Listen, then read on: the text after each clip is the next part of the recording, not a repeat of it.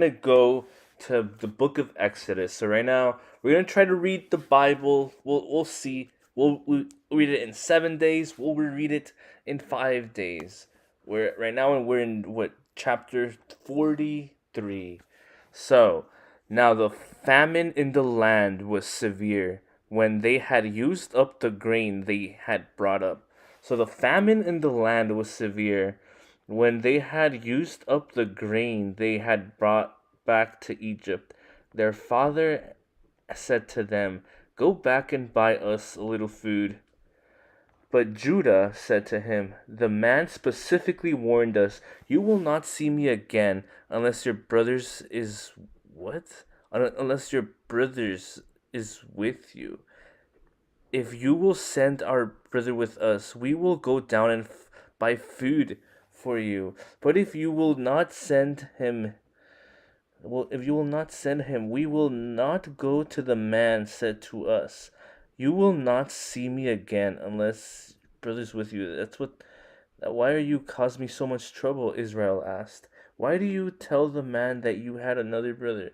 They answered. "The man kept asking about us and our family. Is your father still alive? About do you have about do you have another brother?" And we answered him accordingly. How how could you we know that he would say, "Bring your brother here"? Then Judah said to his father Israel, "Then the boy with me." then he's then Judas said to his father Israel, "Then the boy with me." He said, "Be on your way so that we may live and not die. Neither we nor you nor our dependents. I will be responsible for him. You can hold me personally accountable. If I do not bring him back to you and set him before you, I will be guilty before you forever. If we had not delayed, we could not have come back twice by now."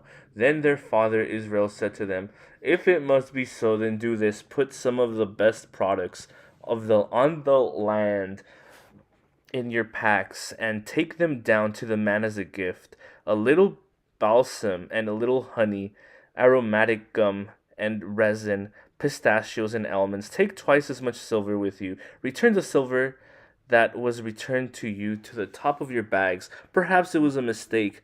Take your brother also, and go back at once to the man. May God Almighty cause the man to be merciful to you, so that he will release your other brother and Benjamin to you. And as for me, if I am deprived of my sons, then I am deprived. Damn, if I am deprived, then I am deprived. The return of Egypt. The men took this gift, double the amount of silver and Benjamin. They immediately went down to Egypt and stood before Joseph. Good luck. Then Joseph saw Benjamin with them. He said to his steward, "Take the men to my house, slaughter an animal, and prepare it, for they will eat with me at noon." The man did as Joseph had said, and brought them to Joseph's house. But the men were afraid because they were taken to Joseph's house. They said, "We have been brought here because of the silver that was returned to our bags." The first time they intend to overpower us, seize us, make us slaves, and take our donkeys. So they approached Joseph's steward and spoke to him at the doorway of the house. They said, "My lord, we really did come down here the first time only to buy food. When we came to the place where we lodged for the night and opened our bags of grain, each one silver was at the top of the bag. It was a full amount of our silver, and we have brought it back with us. We have brought additional silver with us to buy food. We don't know who put our silver in our bags."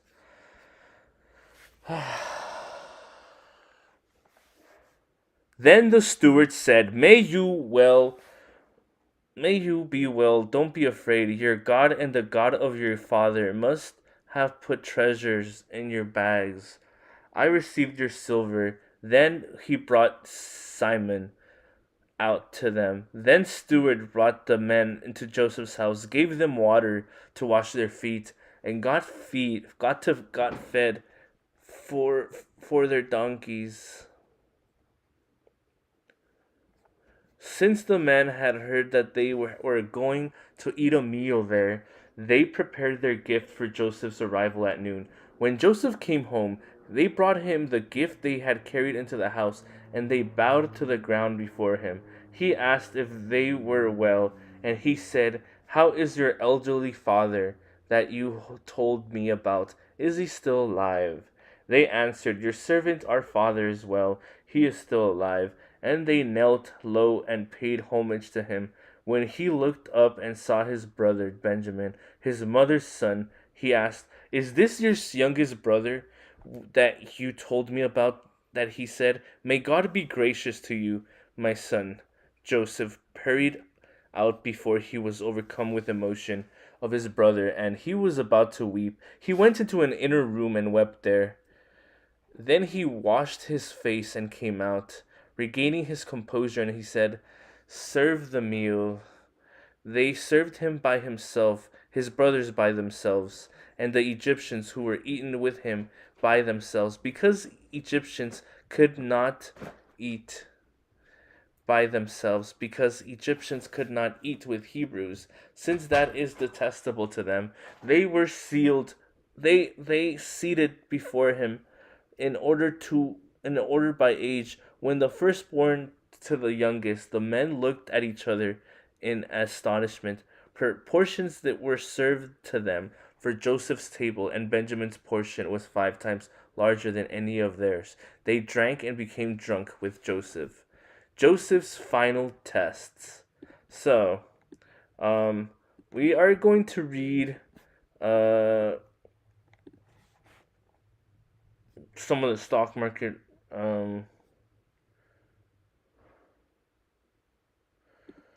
Drank and became Joseph's final tests. So, uh, we are going to read uh,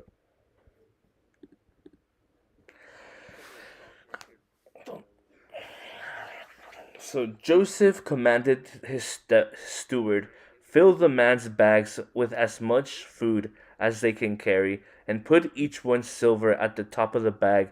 Put my cup, the silver one, at the top of the youngest one's bag, along with the silver of his grain." He did as Joseph told him. At morning light, men were sent off with their donkeys. They had not gone far from the city when Joseph said to his steward, they had not gone very far. At morning light, when men were sent off with their donkeys, they had not gone very far from the city then. Joseph said to his steward, "Get up, pursue the men, and when you overtake them, say to them, 'Why have you repaid evil for good? Isn't this cup that my masters drink from and uses for divination? What you have done is wrong. Why have you repaid evil for good?'" When he overtook them, he said these words to them. They said to him, "Why does my lord say these things? Your servants could not possibly do such a thing. We were brought back to you from the land of Canaan. The silver we found at the top of our bags. How could we steal silver or gold from your master's house? It is found with one of us, your servants. He must die, and the rest of us will become my lord's slaves." The steward replied, "What you have said is right, but only the one who is found to have it will be my slave, and the rest of you will be blameless." So each one quickly lowered his sack to the ground and opened it. The steward searched, beginning with the oldest and ending with the youngest, and the cup was found in Benjamin's sack. Then they tore their clothes, and each one loaded his donkey and returned to the city. When Judah and his brothers reached when Judah and his brothers reached Joseph's house, he was still there. They fell to the ground before him. What is this you have done? Joseph said to them, didn't you know that a man like me could uncover the truth of divination? Didn't you know that a man like me could uncover the truth by divination? What do they mean? What does the Bible mean by divination? What does the Bible mean by divination? Really? Supernatural means to gain power or to foretell the future? They could do that back then? There's no way. A lot of people think this is how the Egyptians that they mastered the invisible world or spirituality to master the physical world with like physics. That's just pretty crazy. What can we say to my lord? Judah replied, how can we plead? How can we justify ourselves? God has exposed your servants' iniquity. We are now my lord's slaves. Both we and the one in whose possession the cup was found. Then Joseph said, I swear that I will not do this. The man in whose possession the cup was found will be my slave. The rest of you can go in peace to your fathers. In peace to your fathers. Judah's plea for Benjamin. But Judah approached him and said, my lord, please let your servant speak personally to my lord. Do not be angry with your servant, for you are like Pharaoh.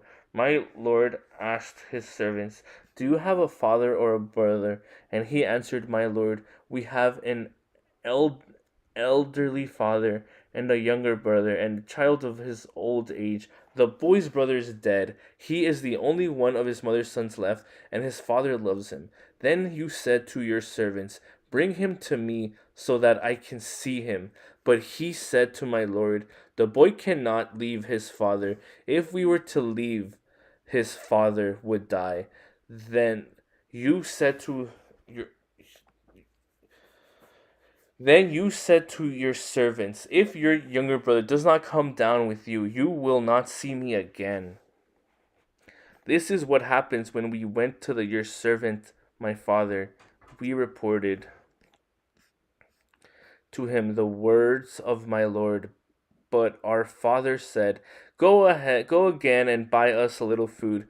We told them, we cannot go down unless our younger brother goes with us. If our brother isn't with us, we cannot see the man.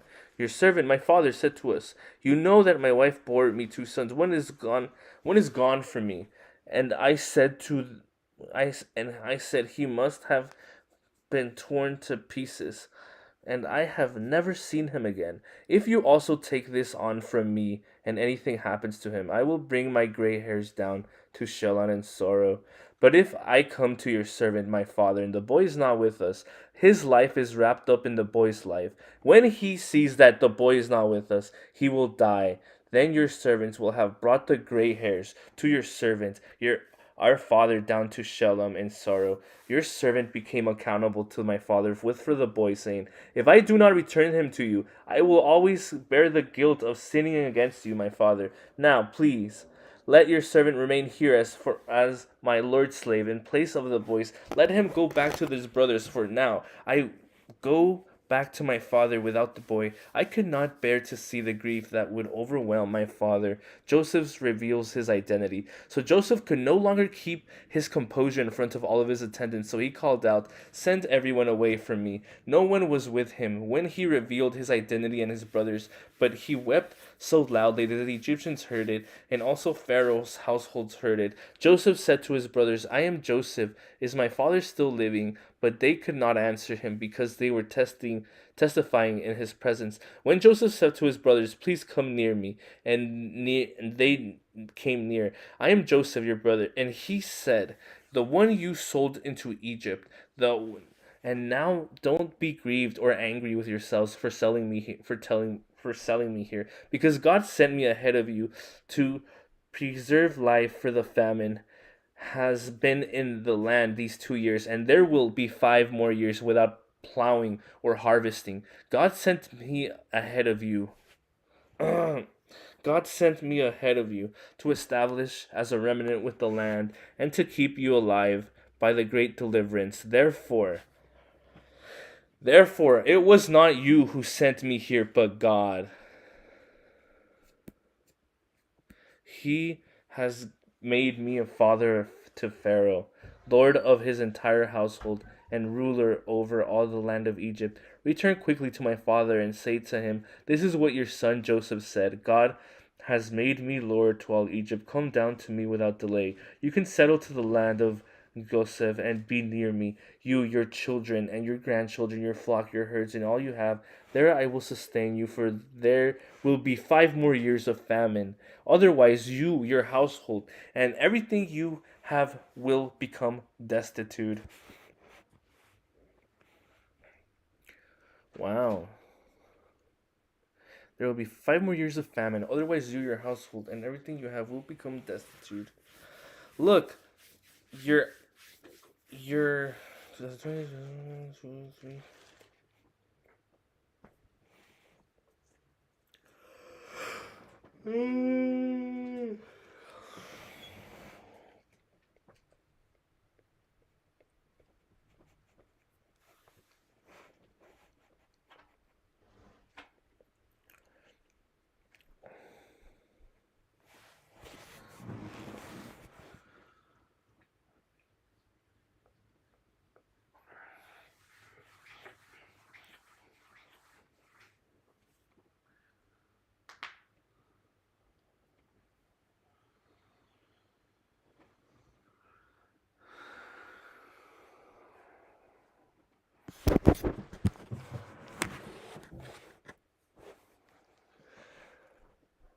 anything else.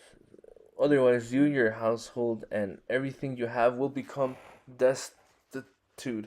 Look, your eyes and the eyes of my brother Benjamin can see what that I'm the one speaking to you. Tell my father about all my glory in Egypt and about all you have done, you have seen, and bring my father here quickly.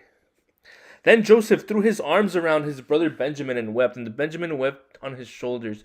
Joseph kissed each of his brothers and he wept, and afterwards his brothers talked with him. The return for Jacob when the news reached Pharaoh's palace. Joseph's brothers have come. Pharaoh and his servants were pleased. Pharaoh said to Joseph, tell your brothers, do this, load your animals, and go on the back of the land of Canaan. Get your father and your families and come back to me. I will give you the best of the land of Egypt, and you can eat from the richness of the land. You are also commanded to tell them, do this, take wagons from the land and Egypt, your dependents and your wives, and bring your father here. Do not be con- concerned about your belongings, for the best of all the land of Egypt is yours.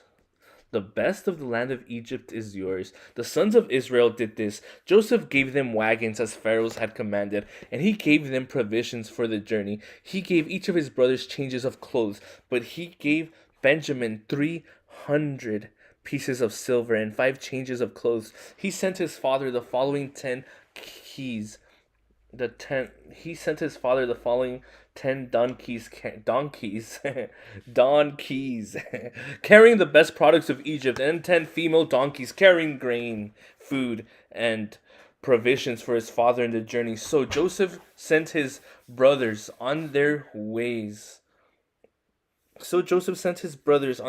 And as they were leaving, he said to them, don't argue on the way.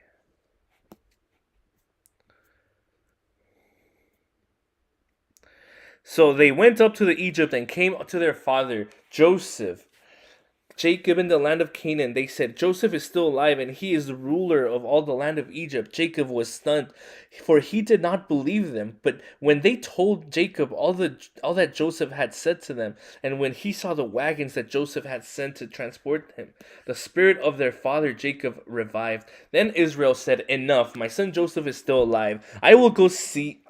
Enough. My son Joseph is still alive. I will go see him before I die. Jacob leaves for Egypt. Israel sent out with all he had and came to Beersheba, and he offered sacrifices to the God of his father Isaac. That night God spoke to Israel in a vision. Jacob, Jacob, he said. And Jacob replied, here I am. God said, I am God and the God of your father. Do not be afraid to go down to Egypt, for I will make you into a great nation there. I will go down with you to Egypt, and I will also bring you back. Joseph will also close your eyes when you die. Jacob left Beersheba. The sons of Israel took their father Jacob into wagons. Pharaoh had sent Pharaoh had sent to carry him along with their dependents and their wives. They also took their cattle, and possessions they had acquired in the land of Canaan. Then Jacob and all his offspring with him came to Egypt, his sons and grandsons, his daughters and granddaughters, indeed, of his offspring. He brought with him to Egypt. Jacob's family. These are the names of the sons of Israel who came to Egypt. Jacob and his sons, Israel's firstborn Reuben, Reuben's son Hanok, Palu, Hezron, and Carni. Simon's sons, Januel, Jemi, Shad, Sachi, Zar, Saul, sons, Canaanite women. Levi's sons. Okay, these are all just names, guys. The sons of Perez were Herzon and Semi, Onan. Okay. These are all names. We get it. Okay. These are all names. Wow, dude.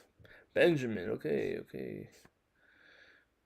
And Joseph's sons were born to him in Egypt, 2 persons, all of Jacob's households who came to Egypt. 70 persons. That's a lot. Joseph hitched the horses to his chariot and went up to Goshen to meet his father Israel. Joseph presented himself to him, threw his arms around him, and wept for a long time. Then Israel said to Joseph, I'm ready to die now because I have seen your face and you are still alive. Joseph said to his brothers and to his father's family, I will go up in the uniform.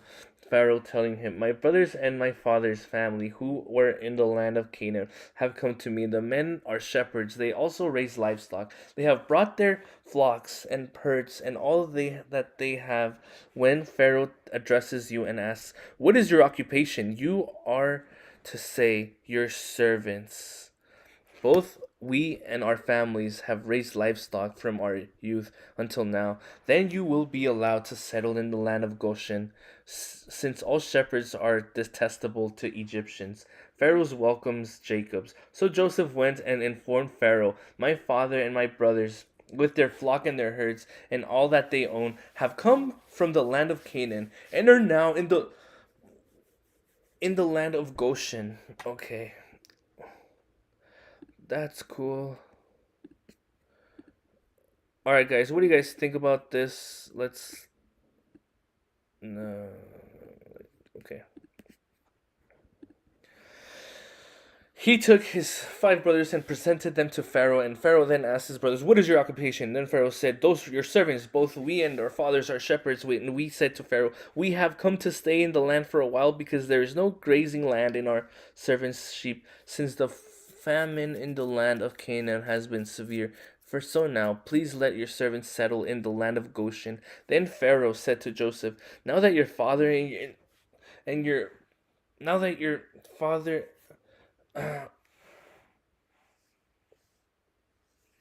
then Pharaoh said to Joseph, now that your father and your brothers have come to you, the land of Egypt is open before you. Settle your father and your brothers in the best part of the land. They can live in the land of Goshen. If you know of any capable men among them, put them in charge of my livestock. Joseph then brought his father back and father Jacob and presented him to Pharaoh, and Jacob blessed Pharaoh. Pharaoh said to Jacob, how many years have you lived? Jacob said to Pharaoh, my pilgrimage has lasted 130 years. My years have been few and hard, and I have not reached the years of my fathers during their pilgrimages. Jacob blessed Pharaoh and then departed from Pharaoh's presence. 130 years of pilgrimage? That is crazy. 130? That's crazy. Then Joseph settled his father and brothers in the land of Egypt. Then Joseph settled his father and brothers in the land of Egypt and gave them property in the best part of the land of Ramesses, as Pharaoh had commanded. And Joseph provided his father, his brothers, and all his father's family with food for their dependents. The land becomes Pharaoh's. The land becomes Pharaoh's, but there was no food in their entire region, for the famine was very severe. The land of Egypt and the land of Canaan were exhausted by the famines. Okay, all right, I'm gonna be back, guys. Okay, let's. Okay, just gonna get water. I'll be back.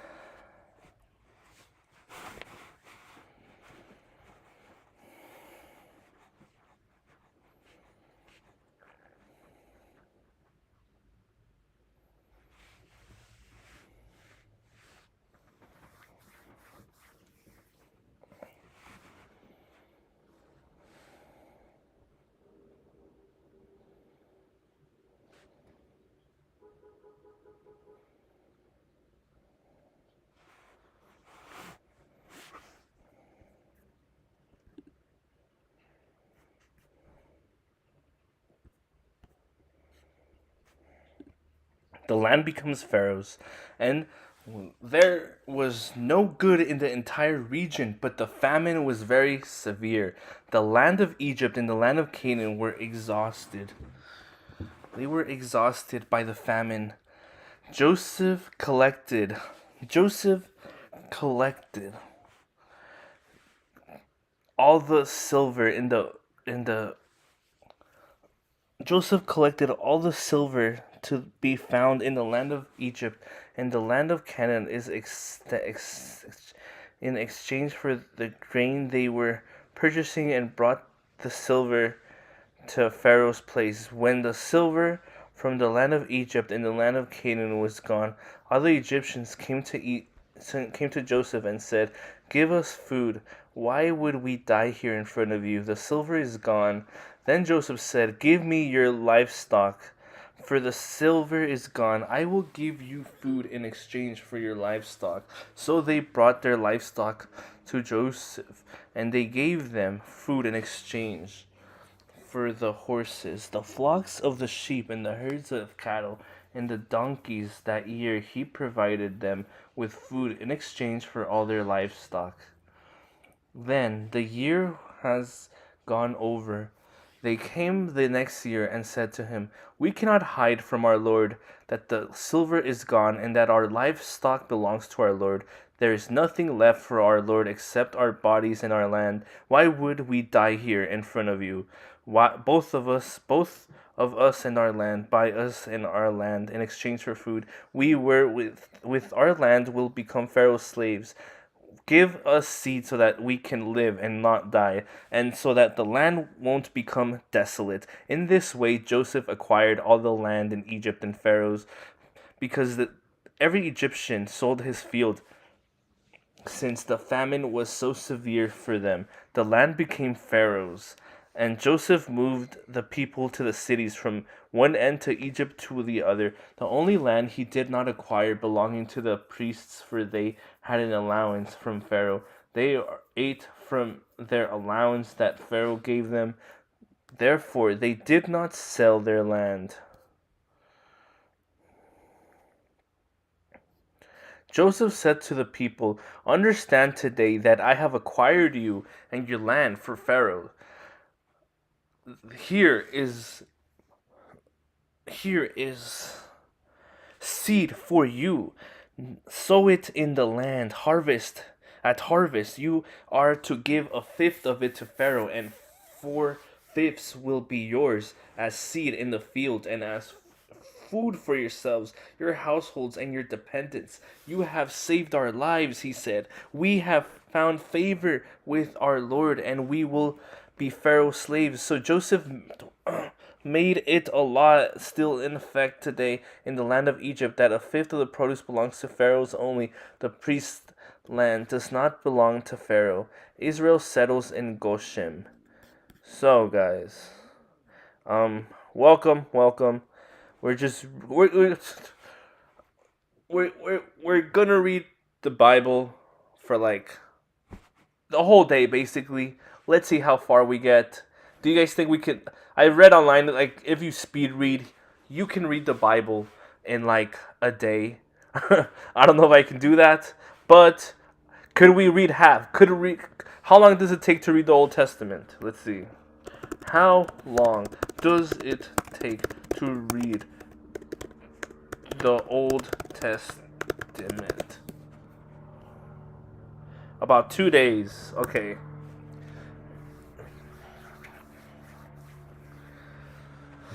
Alright. Israel settled in the land of Egypt in the region of Goshen. They acquired property in it and became fruitful and very numerous. Now Jacob lived in the land of Egypt 17 years, and his lifespan was 147 years.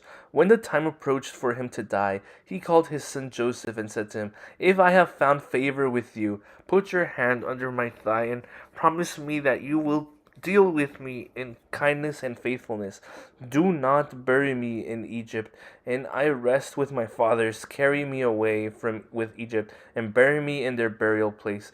Joseph answered, I will do what you have asked. And Jacob said, Swear to me. So Joseph swore to him.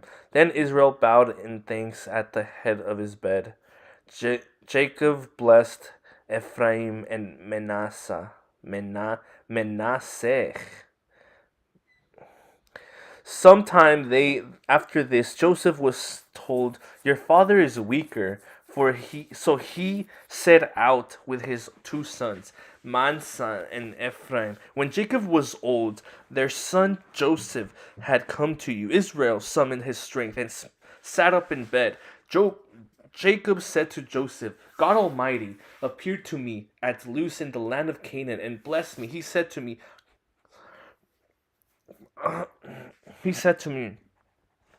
I will make many nations come from you, and I will give this land as a permanent possession to your future descendants.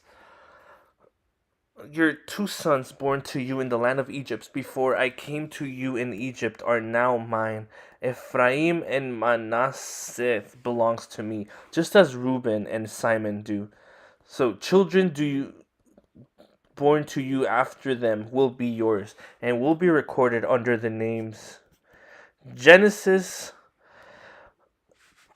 48 to 49 of their brothers with regard to their inheritance.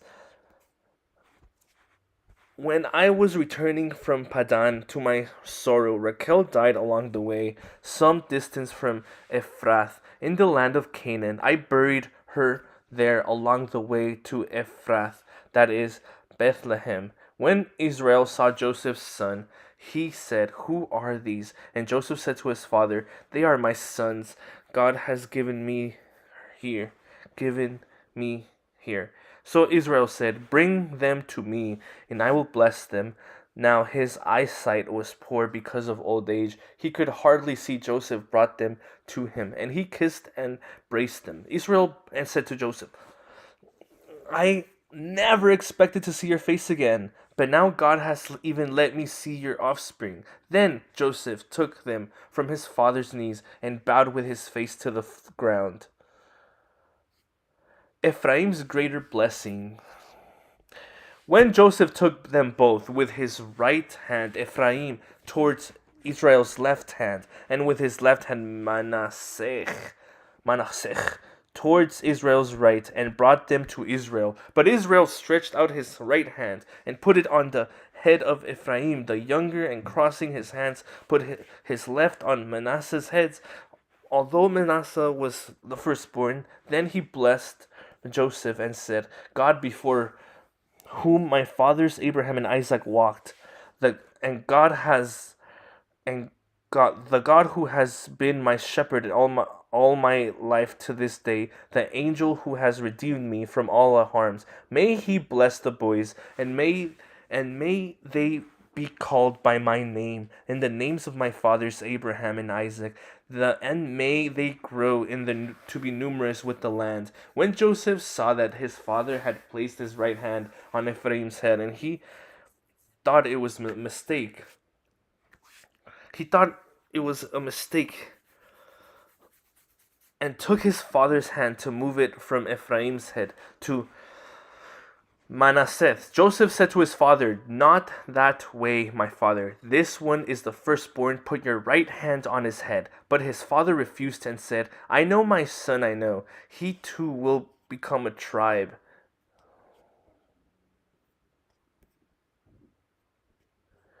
And he too will be great. Nonetheless, his younger brother will be greater than he, and his offspring will become a populous nation. So he blessed them that day, putting Ephraim before Manasseh, when he said, The nation Israel will invoke blessings by you, saying, May God make you like Ephraim and Manasseh. Israel said to Joseph, Look, I am about to die, but God will be with you and will bring you back to the land of your fathers, over and above what I am giving your brothers. I am giving you the one mountain slope that I took from the Anomalies with my sword and bow. Jacob's last words. When Jacob called his sons and said, gather round, and I will tell you what will happen to you in the days to come. Come together and listen. Sons of Jacob, listen to your fathers Israel. Reuben, you are my firstborn, my strength, and my first fruits of my virility, excelling in prominence, excelling in power, turbulent as water.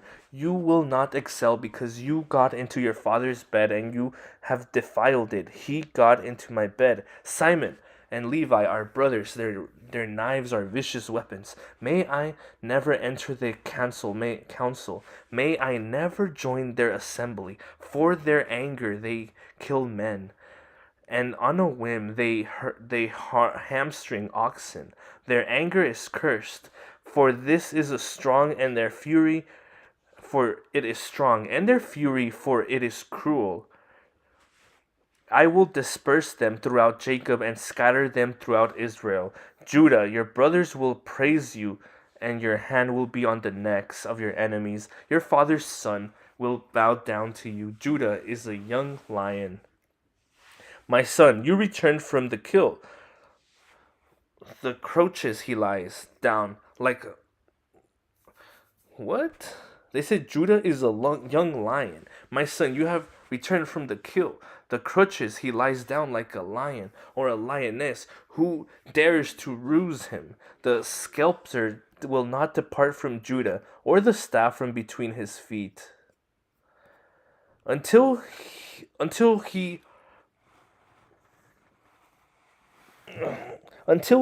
he whose right is in comes and the obedience of the peoples belongs to him. He ties his donkey to a vine. He ties his donkey to a vine, and the colt of his donkey to the choice vine.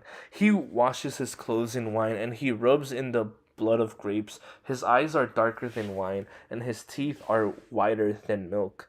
Zebulun will live by the seashore and will be the harbor for ships, and his territory will be next to Sidon. Issachar is a strong donkey, lying down between the saddlebags. He saw that his resting place was good, and that the land was pleasant, so he learned his shoulders to bear a load and became a forced laborer. Dan will judge his people as one of the tribes of Israel. Dan will be a snake by the road, a viper besides a path, that bites the horse's heels, so that its rides falls backwards. I wait for your salvation, Lord. I wait for your salvation. Gad will be attacked by raiders, but he will attack their heels. Asher's food will be rich, and he will produce royal delicacies. Naphtali is a doe set free that bears beautiful fawns. Joseph is a fruitful vine. A fruitful vine, besides a spring its branches, climb over the wall. The archers attack him, shoot at him, and were hostile towards him. Yet his bow remained steady, and his strong arms were made agile by the hands of the mighty one of Jacob, by the name of the shepherd, the rock of Israel. The rock of Israel. Wow. Bro was a rock. Who was a rock? God will be attacked by raiders. God will be attacked by raiders. But he will attack the heels.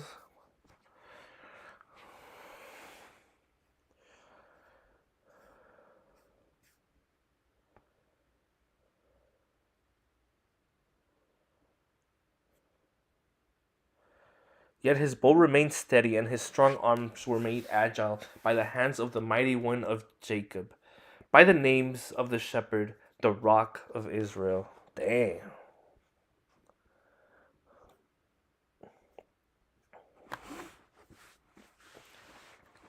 By the God of your father who helps you, and by the Almighty who blesses you, with blessings of the heavens above, blessings of the deep that lies below, and the blessings of the breasts of the womb. The blessing of your father excels the blessings of my ancestors, and the bounty of the ancient hills. May the rest of the head of Joseph on the brow of the prince of his brothers. Benjamin is a wolf. He tears his prey. In the morning he devours his prey, and in the evening he divides the plunder. These are the tribes of Israel, 12 in all. And this is what their father said to them. He blessed them, and he blessed each one with a suitable blessing.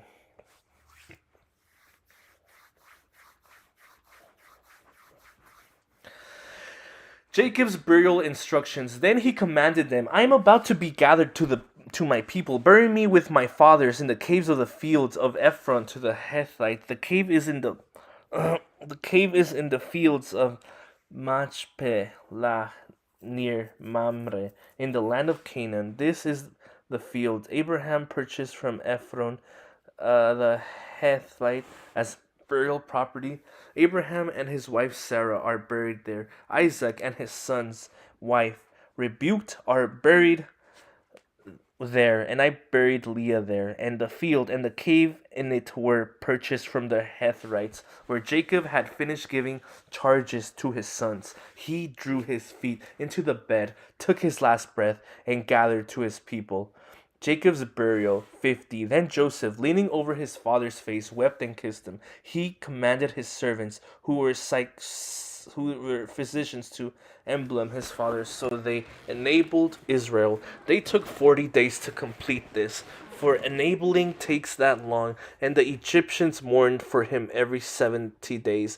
Then the days of mourning were over. Joseph said to Pharaoh's household, If I have found favor with you, please tell Pharaoh that my father made me take an oath, saying, I am about to die, but you must bury me in the tomb that I have made for myself in the land of Canaan. Now let me go and bury my father, then I return. So Pharaoh said, Go and bury your father in keeping with your oath. Then Joseph went to bury his father, and all the Pharaoh's servants, the elders of his households, and all the elders in the land of Egypt went with him, along with all of Joseph's family, his brothers, and his father's family. Only their dependents, their flocks, and their herds were left in the land of Goshen. Horses and chariots went up with him. It was a very impressive procession. When they reached the threshing floor of Atad, which is across the Jordan, they lamented and wept proudly. And Joseph mourned 7 days for his father. When the Canaanites, inhabitants of the land, saw the mourning at the threshold floor of Atad, they said, This is a solemn mourning in the part of the Egyptians. Therefore the place is named Abel Mizraim. It is across the Jordan. So Jacob's sons did for him what he commanded them. They carried him to the land of Canaan and buried him in the cave of Mechlepi in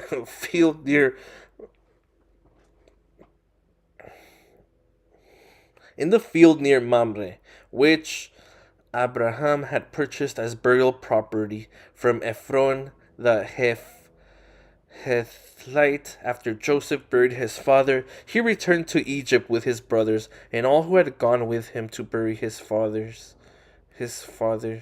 Oh, that's beautiful. Joseph's kindness. When Joseph's brothers saw that their father was dead, they said to one another, If Joseph is holding a grudge against us, he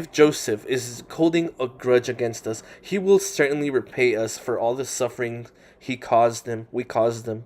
He will send his message to Joseph before he died. Your father gave a command. Say this to Joseph. Please forgive your brothers' transgression and their sin, the suffering they caused you. Therefore, please forgive the transgressions of the servants of the God of your father. Joseph wept when their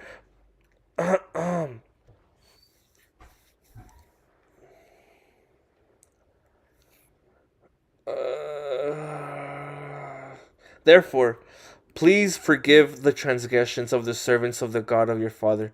Joseph wept. Their message came to him. His brothers also came to him, bowed down before him, and said, We are your slaves. But Joseph said to them, Don't be afraid, and I in the place Am I in the place of God?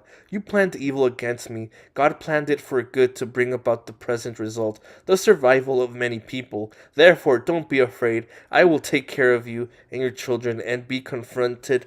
And he confronted them and spoke kindly to them. Joseph and his father's family remained in Egypt. Joseph lived 110 years. He saw Ephraim's sons to the third generation. The son of Manasseh's son Machir were recognized by Joseph. Joseph said to his brothers, I am about to die, but God will certainly come to your aid and bring you up from this land to the land he swore to give to Abraham. Joseph said to his brother, I am about to die, but God will certainly come to your aid and bring you up from his land to the land he swore to give to Abraham, Isaac, and Jacob.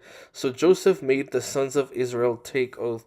When God comes to your aid, you are to carry my bones up. You are to carry my bones up from there. Joseph died at the age of 100. Then embalmed him and placed him in a coffin in Egypt. Wow, we literally just finished Genesis. Whoa. Guys, we finished Genesis. The book of Genesis. So it took like about an hour. An hour. It took about an hour.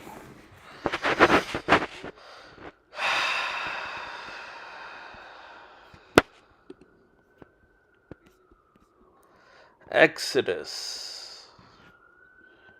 Wow. Alright, guys, what do you guys think of the current? This is very cool.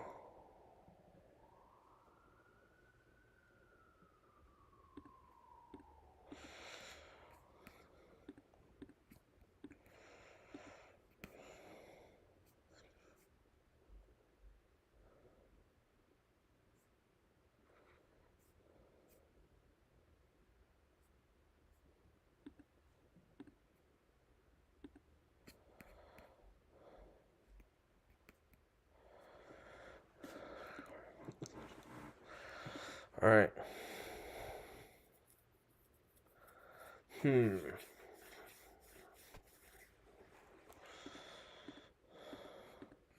Is there any like fiction books about the economy that we could read?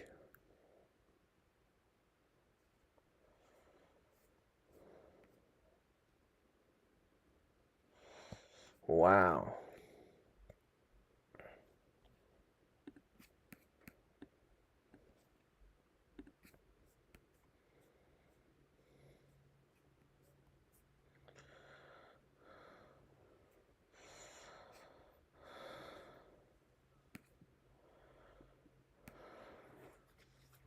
Exodus. So Israel oppressed in Egypt. These are the names of the sons of Israel who came to Egypt with Jacob. Each came with his family. Okay.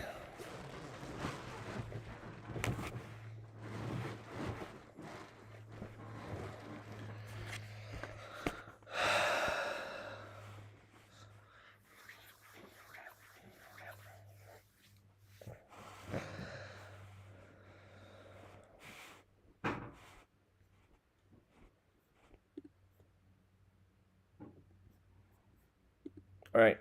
Exodus. Israel oppressed in Egypt. Israel oppressed in Egypt. These are the names of the sons of Israel who came to Egypt with Jacob. Each came with his family: Reuben, Simeon, Levi, Judah, Issachar, Le- Lebunun, and Benjamin, Dan and Naphtali, Gad and Asher. These are the total number of Jacob's descendants was 70. Joseph was already in Egypt. Joseph and his all his brothers and all that generations eventually died, but the Israelites were fruitful.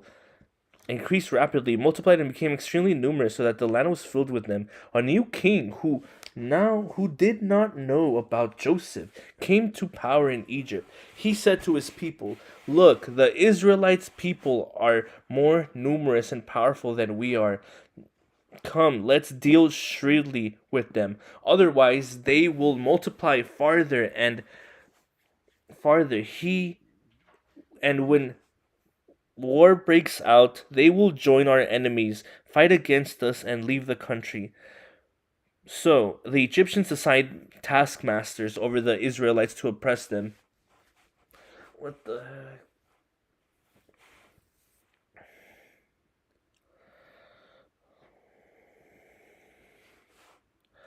They will join our enemies. A new king who did not know about Joseph came to the power of Egypt. He did not know his people. "Look, the Israelites' peoples are more numerous and powerful than we are. Come, let's deal shrewdly with them. Otherwise, they will multiply farther, and when war breaks out, they will join our enemies,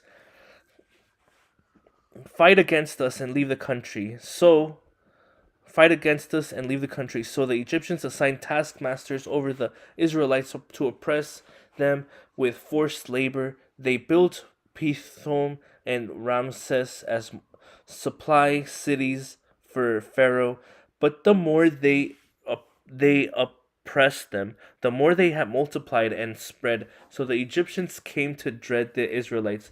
They worked the Israelites ruthlessly and made their lives bitter with difficult labor in bricks and mortar and all kinds of field work. They ruthlessly imposed all this work on them.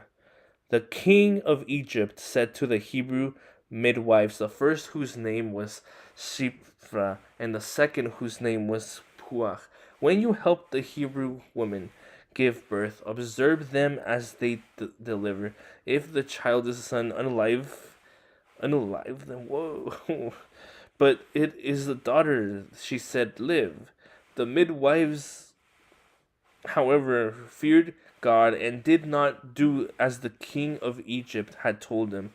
They let the boys live. So the king of Egypt summoned the midwives and asked them, "Why have you done this and let the boys live?"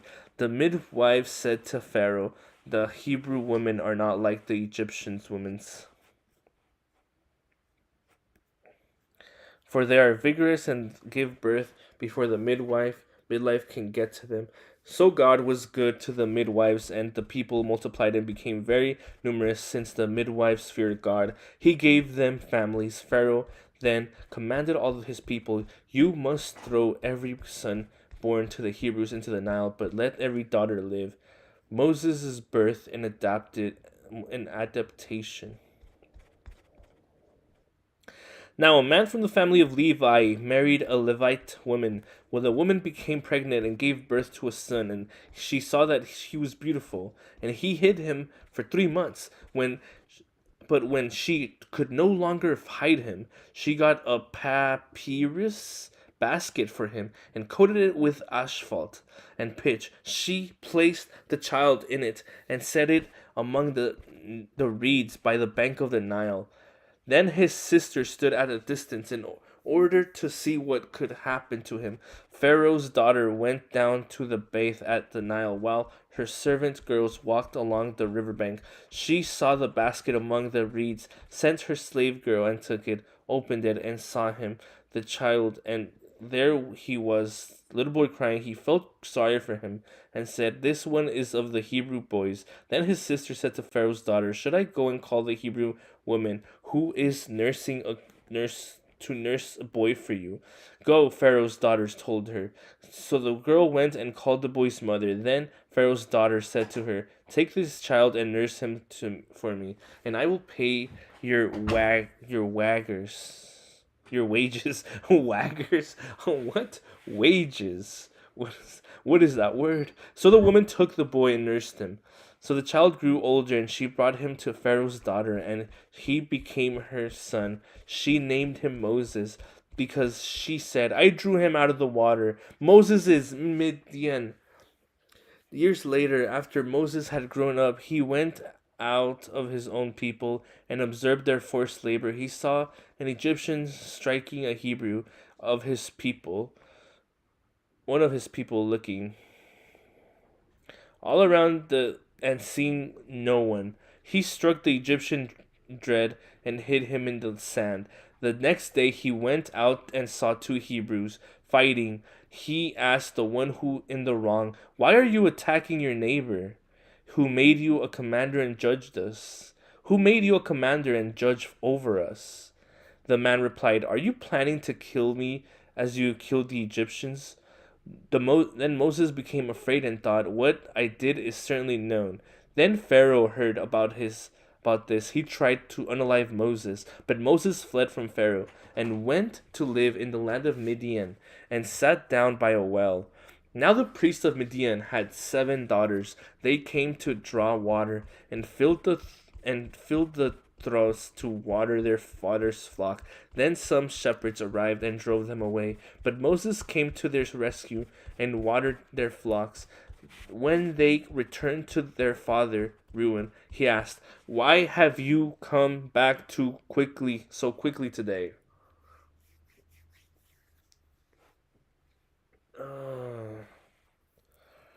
They answered, "An Egyptian rescued us from the shepherds. He drew waters for us and watered the flock." "So where is he?" he asked his daughters. "Why did he leave the man behind?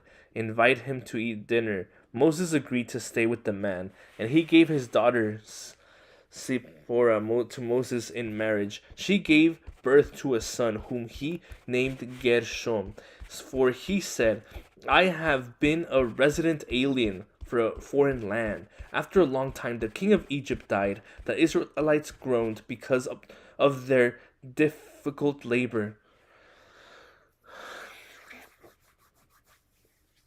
Of their difficult labor.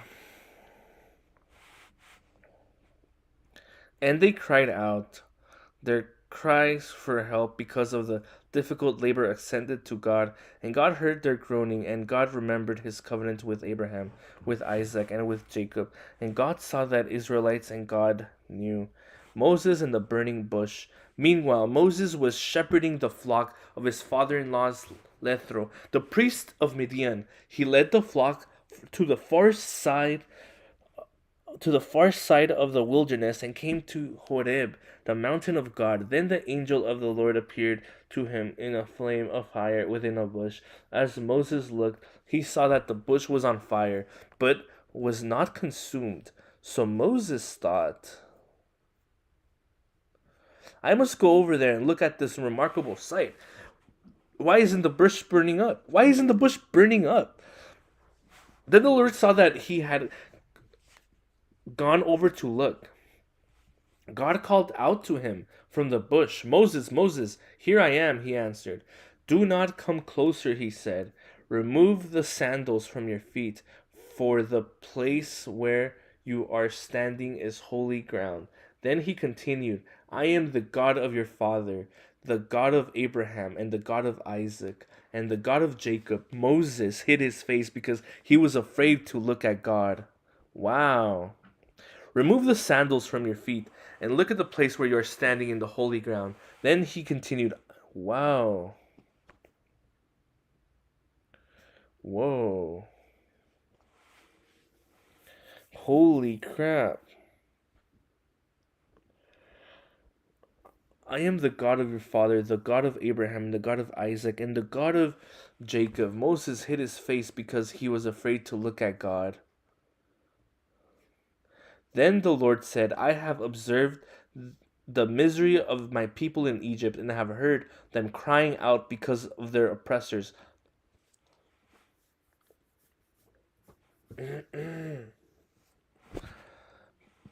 What the heck?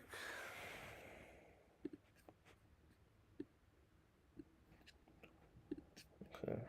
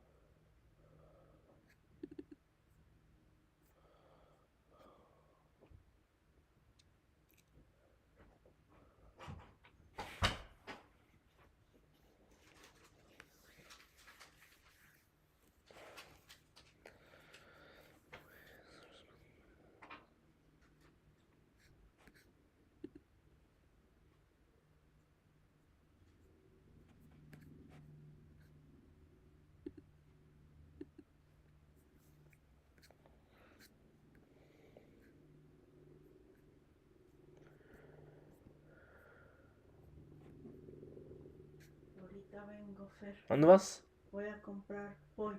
Okay. ¿Quieres ir? No. It's no, thank you.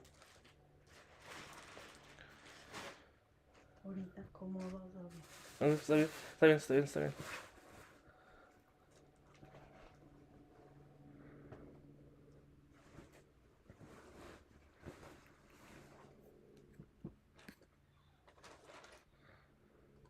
That's cool.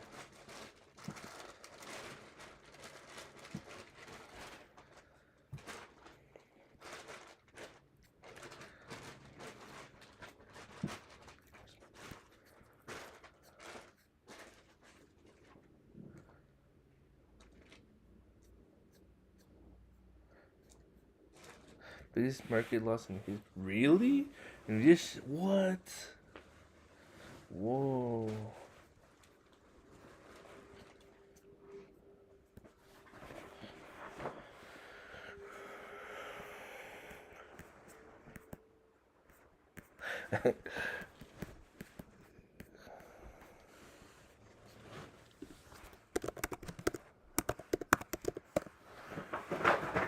Oh shit.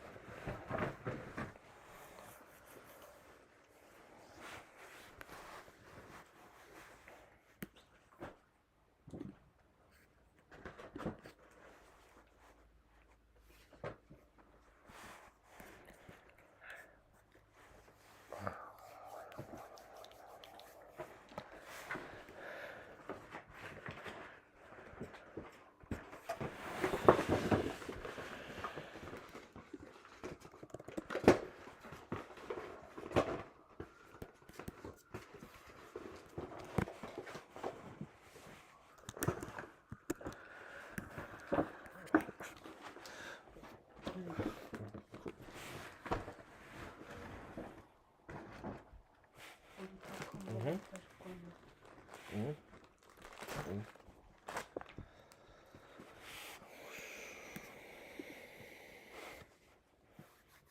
pollo. Okay. The Lord said, I have observed the misery of my people in Egypt, and I have heard them crying out because of their oppressors. I know about their sufferings, and I have come down to rescue them from the power of Egyptians, and to bring them from the land to a good and spacious land, a land flowing with milk and honey, the territory of the Canaanites, the Ethites, Amorites, Perizzites, Hivites, and Jebusites. So because the Israelites cry for help, has come to me, and I know, and I have also seen the way of the Egyptians have oppressed them. Therefore, I am, therefore go. Therefore go. I am sending you to Pharaoh, so that you may lead my people, the Israelites, out of Egypt. But Moses asked God, who am I that I should go to Pharaoh, and that I should bring the Israelites out of Egypt? He answered, I will certainly be with you, and this will be the sign of to you that I am the one who sent you. When you bring the people out of Egypt, you will all worship God at the mountain. Then Moses asked God, if I go to the Israelites and say that to them, the God of your fathers have sent me to you, and they ask me, what is your name? What should I tell them? God replied to Moses, I am who I am. Really? That's God said this? I am who I am. This is what you are to say to the Israelites, I am has sent me to you. This is what you are to say to the Israelites. I am has sent me to you. God also said to Moses, say this to the Israelites, the Lord, the God of your fathers, and the God of Abraham, the God of Isaac, and the God of Jacob, has sent me to you. This is my name forever. Oh no. Oh no. My head is hurting. My head is hurting.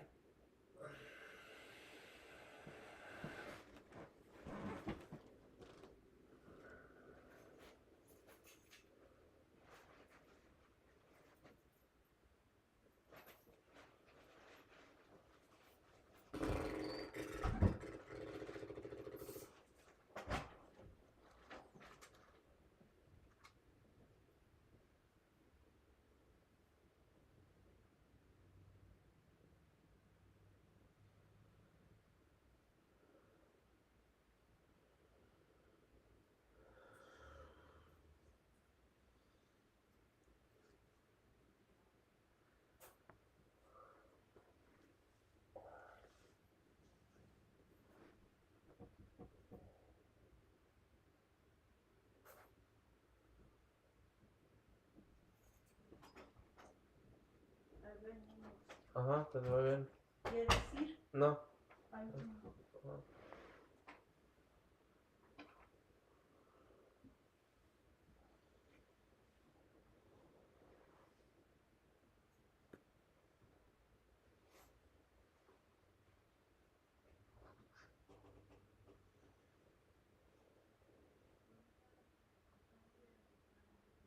Okay. Okay, bye. Okay, God replied to Moses, I am who I am. Wow, so that's pretty cool. Let's see. Wait, okay.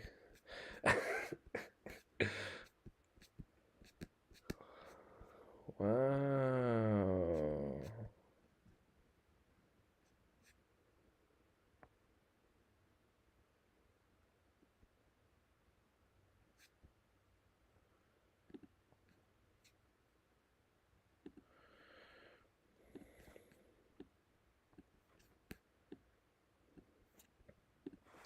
God replied to Moses, I am who I am. This is what you are to say to the Israelites. I am has sent me to you. God also said to Moses, He said, say this to the Israelites, the Lord, the God of your fathers, and God of Abraham, the God of Isaac, and the God of Jacob, has sent me to you. This is my name forever. This is how I am to be remembered in every generation. God, and go and assemble the elders of Israel and say to them, the Lord of the God of your fathers, of father of Abraham, Isaac, and Jacob, has appeared to me, and I said, I have paid close attention to you and to what has been done to you in Egypt. And I have promised you that I will bring you up from the misery of Egypt in the land of the Cam, Canaanites and Hethites, Amorites, Perizzites, Hivites, and Jebusites, a land flowing with milk and honey. They will listen to what you say. Then you, along with the elders of Israel, go to the king of Egypt and say to him, the Lord of the God of the Hebrews has met with us. Now, please let's go on a 3-day trip into the wilderness so that we may sacrifice to the Lord our God. However, God, I know that the king of Egypt will not allow you to go, even under force from a strong hand. And when I stretch out my hand and strike Egypt with all of my miracles, I will perform it in it. After that, he will let you go, and I will give these people such favor that with the Egyptians that when you go, you will not go empty handed. Each woman will ask her neighbor and any woman staying in her house for silver and gold jewelry and clothing, and you will put them in your sons and daughters. You will plunder the Egyptians. Miraculous signs of Moses. Moses answered, what if they won't believe me and will not obey me, but say, the Lord did not appear to you? The Lord asked him, what is that in your hand? A staff, he replied. Throw it in the ground, he said. So Moses threw it in the ground. It became a snake and ran from it. The Lord told Moses, stretch out your hand and grab it by the tail. He stretched out his hand and caught it, and it became a staff in his hand. This will take place, he continued, so that they will believe that the Lord, the God of their fathers, and the God of Abraham, and the God of Isaac, and the God of Jacob has appeared to you. No way. So this is like literally Thanos, the reality stone. This is the reality stone, guys, from like Infinity War from Marvel. This is Thanos. This is the Reality Stone. That's crazy. In addition to in addition, the Lord said to him, put your hand into the cloak. So he put his hand inside the cloak, and when he took it out, his hand was diseased, resembling snow. Put your hand back inside your cloak, he said. So he put his hand back inside his cloak, and when he took it out, it had again become like the rest of his skin. If they will not believe you and will not respond to the evidence of the first sign, they may believe the evidence of the second sign. And if they don't believe even these two signs or listen to what you say, take some water from the Nile and pour it on the dry ground. The water you take from the Nile will become blood of the ground. But Moses replied to the Lord, Please, Lord, I have never been eloquent, either in the past or recent or since you have been speaking to your servant, because my mouth and my tongue are sluggish. The Lord said to him, Who placed a mouth on humans?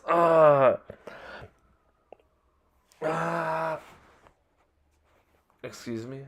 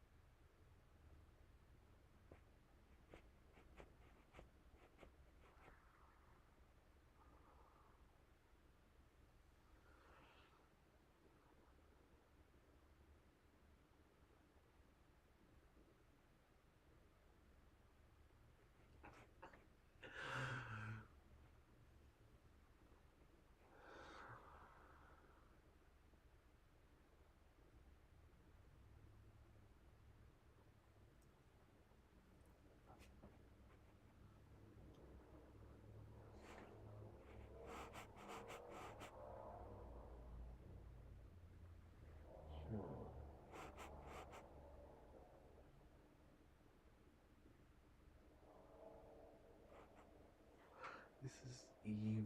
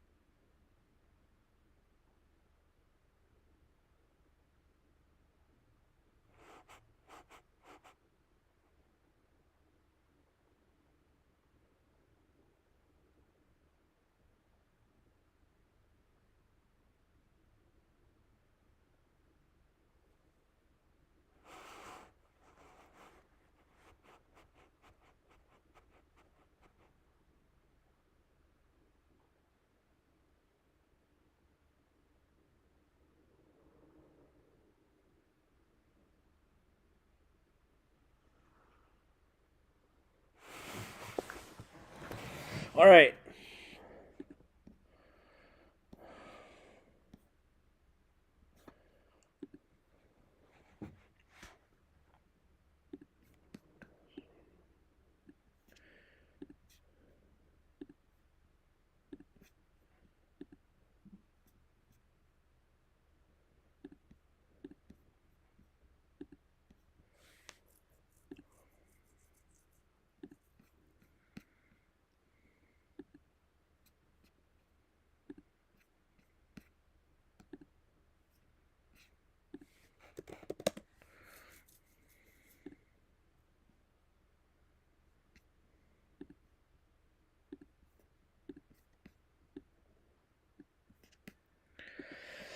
All right. So now we're going to keep reading.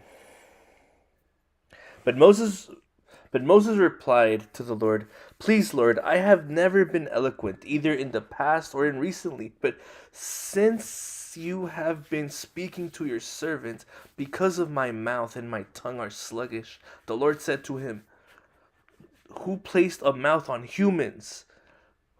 Oh, wow. The Lord said to him, "Who placed a mouth on humans? Who made a person mute or deaf, seeing or blind? Is it not I, the Lord? Now go. I will help you speak, and I will teach you what you say, and I will teach you what to say." Moses said, "Lord, please, Lord, send someone else." Then the Lord's anger burnt against Moses, and he said, what? Send someone else.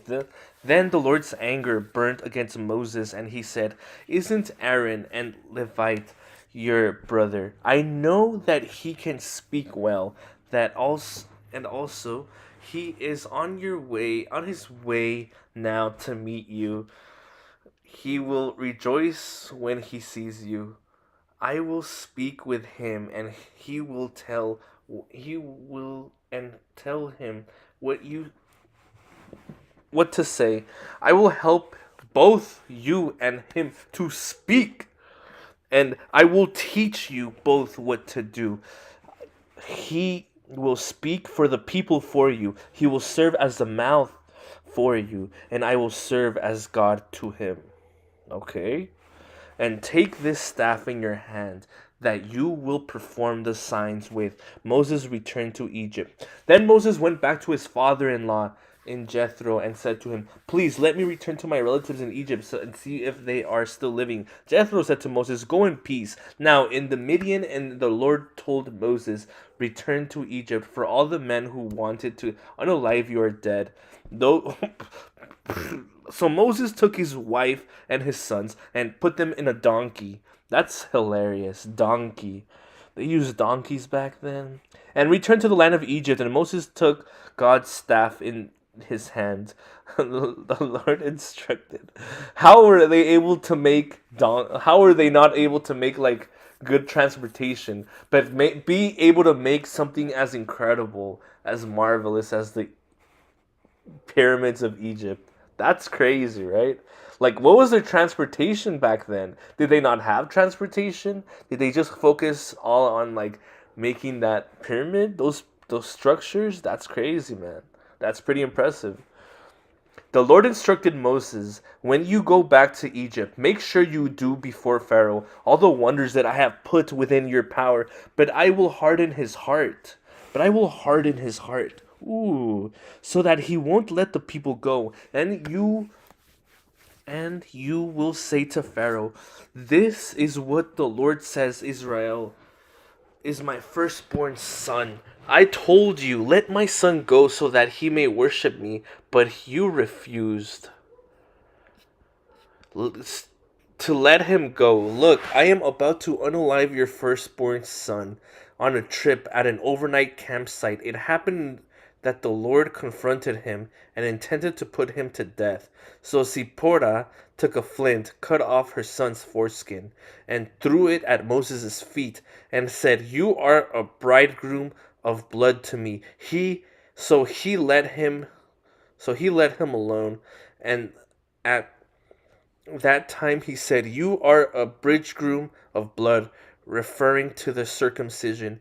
Reunion of Moses and Aaron. Now the Lord had said to Aaron, 'Go and meet Moses in the wilderness.' So he went and met him in the mountain of God. And what?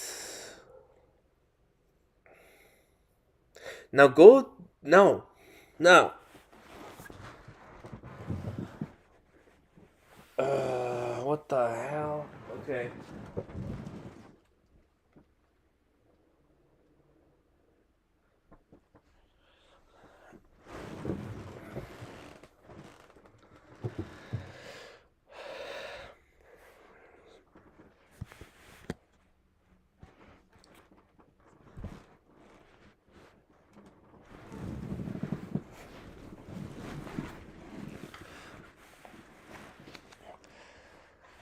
Now the Lord had said to Aaron, "Go and meet." So he went and met him in the mountain of God and kissed him. What? What the fuck is this? Now the Lord had said to Aaron, "Go and meet Moses."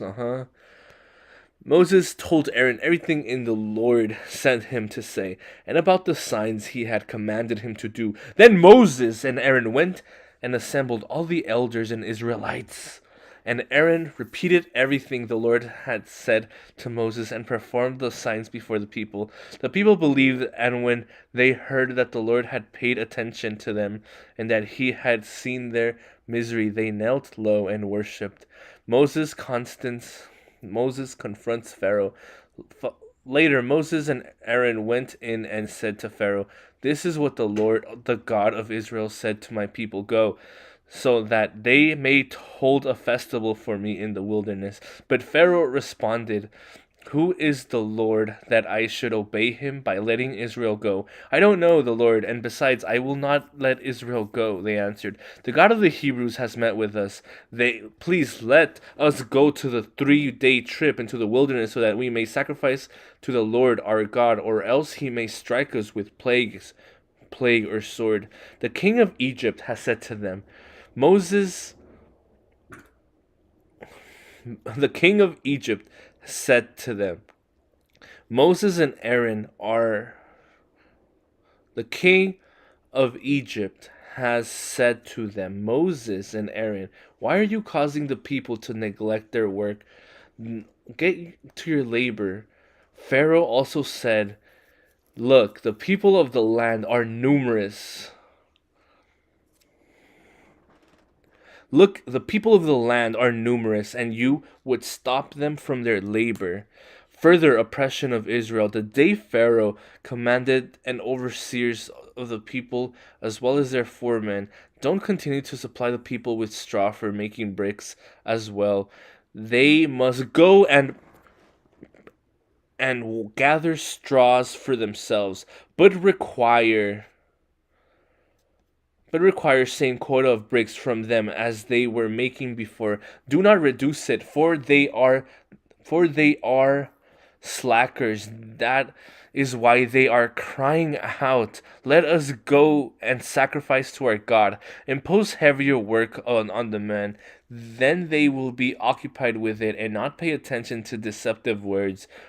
So the overseers and foremen of the people went out and said to them, this is what Pharaoh says: I am not giving you straw.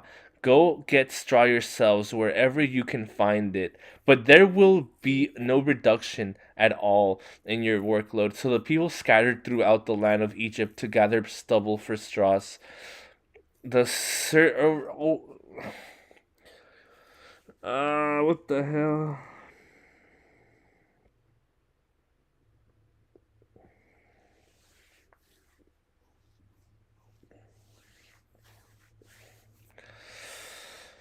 So the people scattered throughout the lands of Egypt to gather stubble for straw. The overseas. What? So the people scattered throughout the land of Egypt to gather stubble for straws, and overseas instead.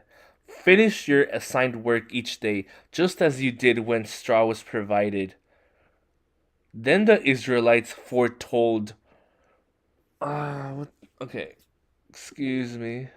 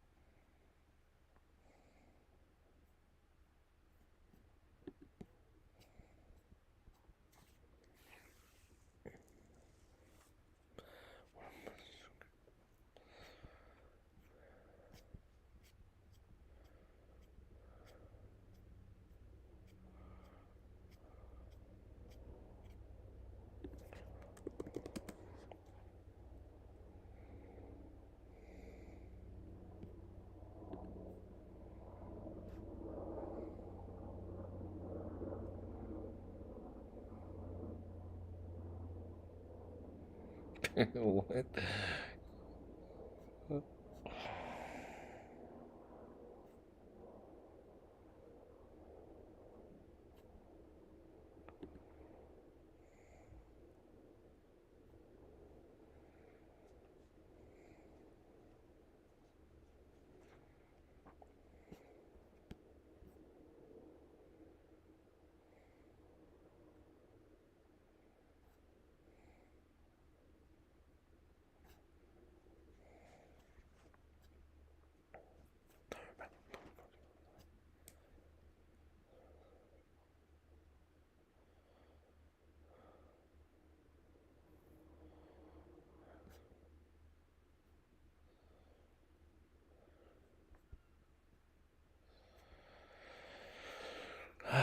May God protect us on this day. Thank you.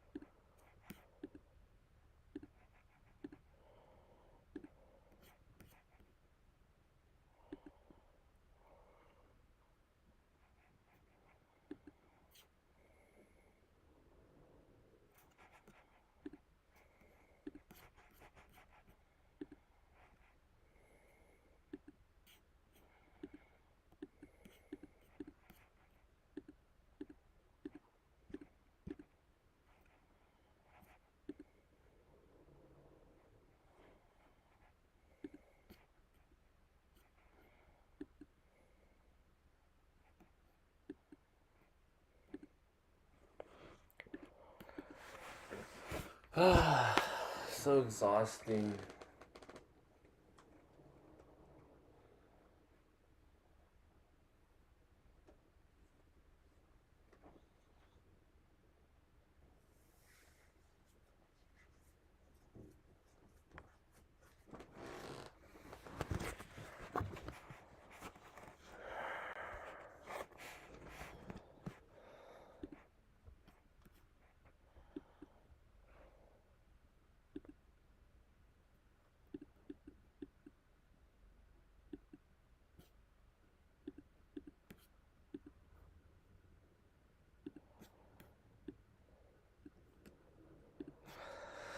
Get straw yourselves whenever you find it, but there will be no reduction at all if your workload go.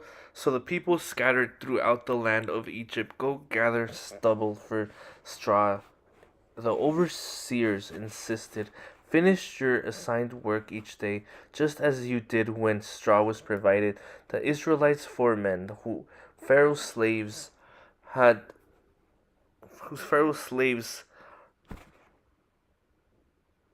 drivers had set over the people, were beaten and asked, "Why haven't you finished making your prescribed number of bricks yesterday or today as you did before?" So the Israelites' foremen went in and cried to help the Pharaoh. "Why are you treating your servants this way? The straw has been given to your servants, yet they say to us, 'Make bricks.' Look, your servants are being beaten. It is in your own people who are at fault." But they say, "You are slackers." But he said, "You are slackers, slackers. That is why you are saying, let us go sacrifice to the Lord. Now, get to work." No, not get to work. What the hell?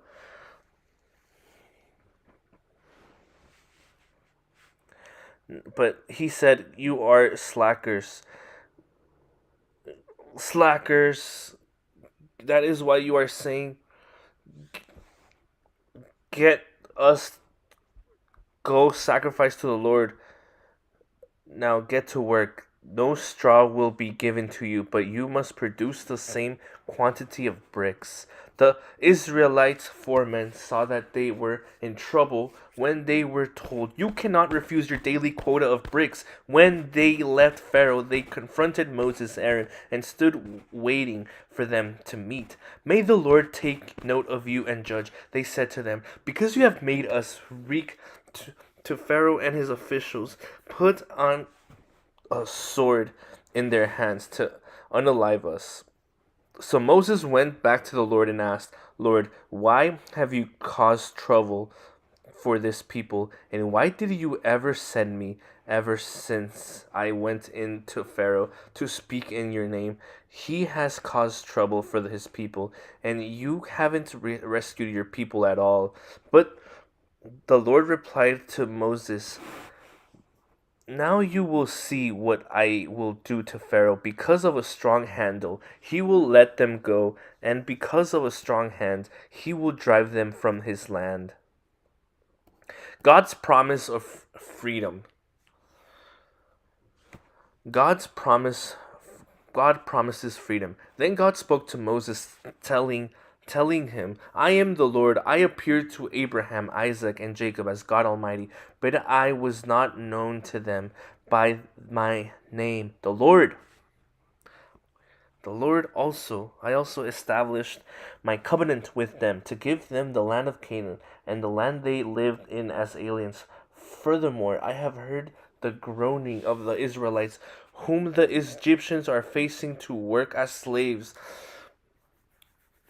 and I have remembered my covenant. Therefore, tell the Israelites, I am the Lord, and I will bring you out from the forced labor of the Egyptians and rescue you from slavery to them. I will redeem you with an outstretched arm and great acts of judgment.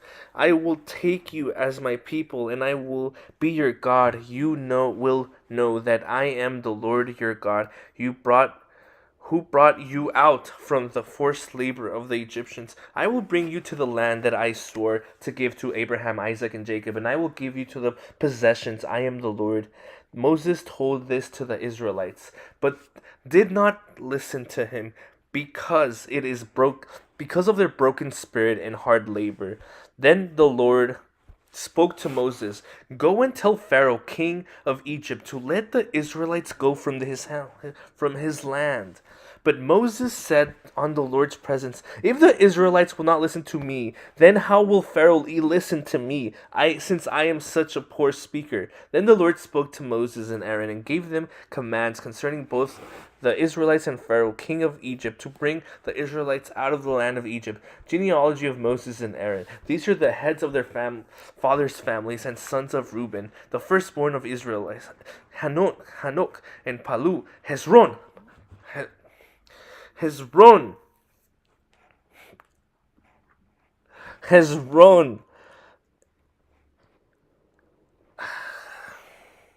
and Carmi. These are the clans of Reuben, the sons of Simon. Okay, these are all names. These are the clans of Simon. These are the names of sons of Levi according to the family records.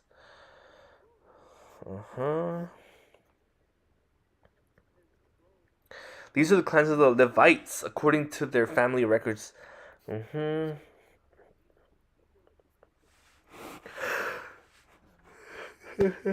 It was this Aaron and Moses. It was this Aaron and Moses whom the Lord told, "Bring the Israelites out of the land of Egypt according to their military divisions of Moses. Have mercy, please." Moses and Aaron were the ones who spoke to Pharaoh, king of Egypt, in order to bring the Israelites out of Egypt. Moses and Pharaoh, before Pharaoh. On the day of the Lord spoke to Moses in the land of Egypt.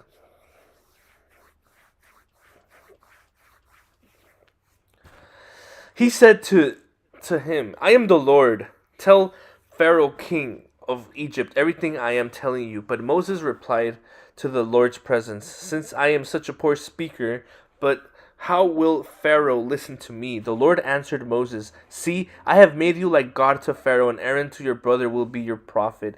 You must say, 'Whatever I command you,' then Aaron your brother must declare it to Pharaoh, so that he will let the Israelites go from his land. But I will harden Pharaoh's heart and multiply my signs of wonder in the land of Egypt. Pharaoh will not listen to you, but I will put my hands into Egypt and bring the military divisions of the people of Israelites out of the land of Egypt with great acts of judgment. The Egyptians will know that I am the Lord, and when I stretch out my hand against Egypt and bring out the Israelites among them, So Moses and Aaron did this. They did just as the Lord commanded them. Moses was 80 years old, and Aaron 83 when they spoke to Pharaoh. The Lord said to Moses and Aaron, "When Pharaoh tells you, 'Perform a miracle,' tell Aaron, 'Take your staff and throw it down before Pharaoh.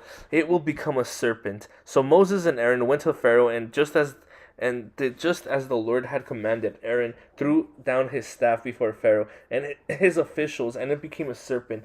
But then Pharaoh called the wise men and sorcerers, the magicians of Egypt, and they also did the same thing by their occult practices. Each one threw down his staff, and it became a serpent. But Aaron's staff swallowed their staffs. However, Pharaoh's heart was hard, and he did not listen to them, as the Lord had said. The first plague, water turned to blood. Then the Lord said to Moses, "Pharaoh's heart is hard. He refused to let the people go. Go to Pharaoh in the morning. When you see him walking out of the water, stand ready to meet him by the bank of the Nile. Take in your hand the staff that turned into a snake. Tell him, 'The Lord, the God of the Hebrews, had sent me to tell you, let my people go, so that they may worship me in the wilderness. But as far as you have not listened, this is not what the Lord says. This is how you will know that I am the Lord. Watch, I am about to strike the water in the Nile with the staff of my hand, and it will turn into blood. The first of the Nile will die, the river will sink, and the Egyptians will be unable to drink the water from it. So the Lord said to Moses, tell Aaron, take your staff and stretch out your hand over the waters of Egypt, over the rivers, the canals, ponds, and all the water of the reservoirs. They will become blood. They will be blood throughout the land of Egypt, even in wooden and stone containers. Moses and Aaron did just as the Lord had commanded in the sight of Pharaoh and his officials. He raised the staff and struck the waters in the Nile. So Moses and Aaron did the same as the Lord commanded in the sight of Pharaoh and his officials. He raised the staff and struck the water in the Nile, and all the waters in the Nile turned. Wow, Nile was turned to blood. The fish of the Nile died, and the river smelled so bad the Egyptians could not drink water from it. There was blood throughout the land of Egypt. There's no way this is real. If this is real, this is crazy. It's like having the glitch to reality.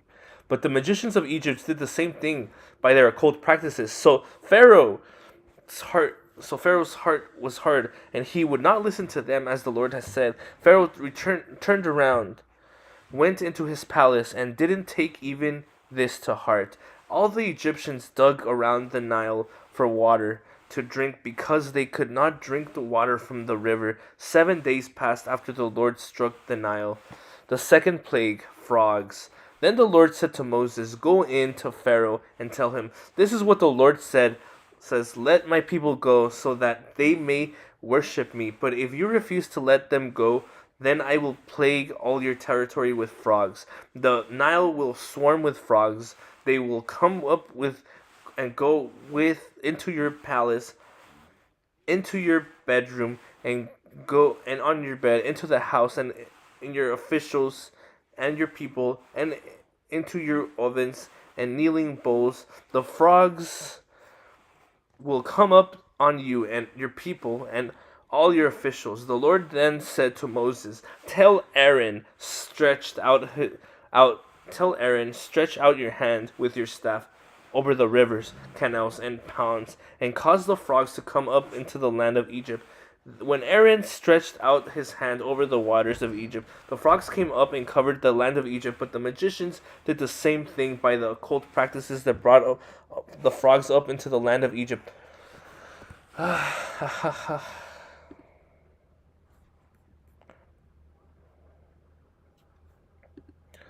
Pharaoh summoned Moses, and Aaron said, appeal to the Lord to remove the frogs from me and my people.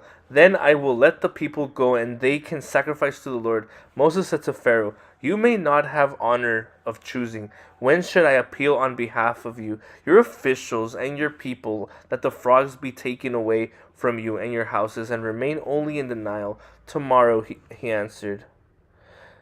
You may have the honor of choosing. When should I appeal on behalf of you, your officials, and your people, and the frogs be taken from you and their houses, and remain only in the Nile? Tomorrow, he answered.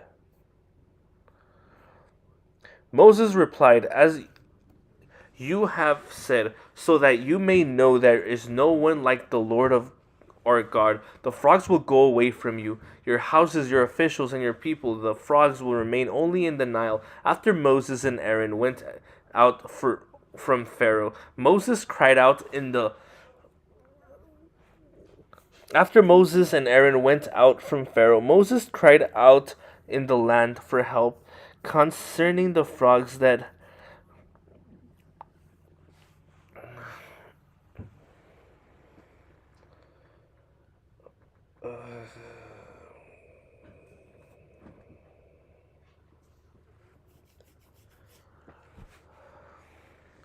When Moses replied, as you have said, so that you may know that there is no one like the Lord our God. The frogs will go away from you, your houses, your officials, and your people. The frogs will remain only in the Nile. After Moses and Aaron went out from Pharaoh, Moses cried out to the Lord for help, concentrating the frogs that he had brought against Pharaoh. The Lord did as Moses had said. The frogs in the houses, country yards, and fields died. Wow.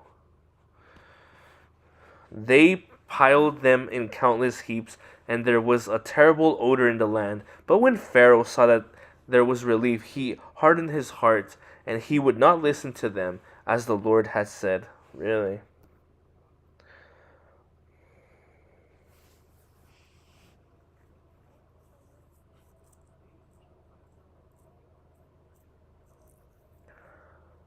For help concerning the frogs they had brought up against Pharaoh. The Lord did as Moses said, and the frogs in the house, courtyards, and the fields died. They piled up in countless heaps and were as a terrible odor in the land. But when Pharaoh saw that there was relief, he hardened his heart and would not listen to them, as the Lord has said. The third plague, gnats. When the Lord said to Moses, "Tell Aaron, stretch out your staff and strike the dust of the land, and it will become gnats throughout the land of Egypt." And they did this. Aaron stretched out his hand and his staff, and when he struck the dust of the land, gnats were on people and animals. Where gnats were on people and animals. All the dust in the land became gnats. Throughout the land of Egypt, the magicians tried to produce gnats using their occult practices, but they could not. The gnats remained on people and animals. This is the finger of God. The magician said to Pharaoh, But Pharaoh's heart was hard, and he would not listen to them. As the Lord said, as the Lord said,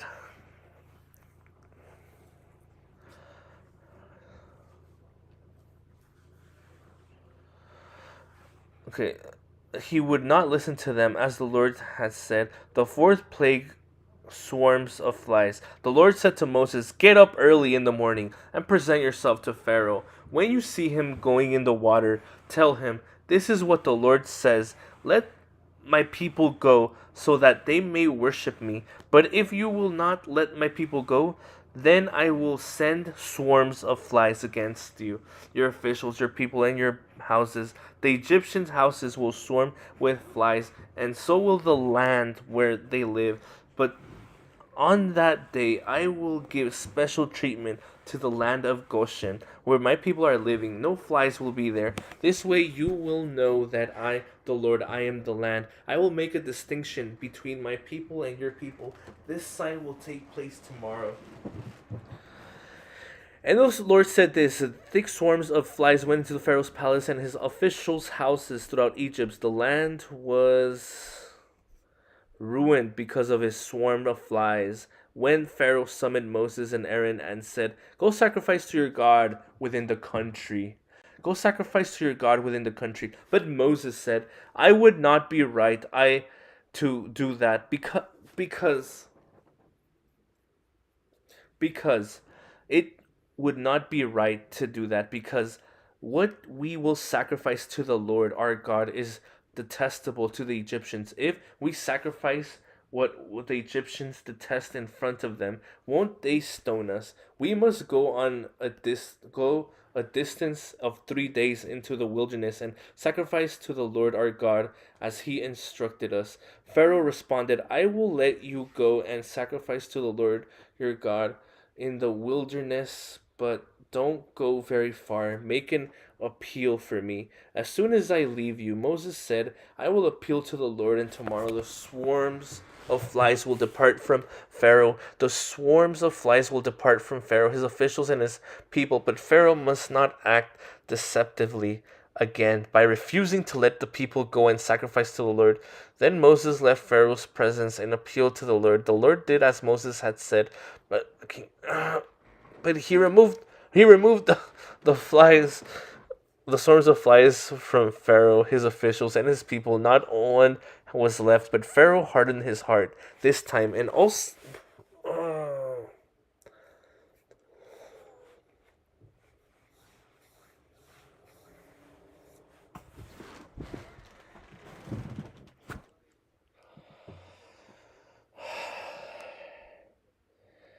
what the hell?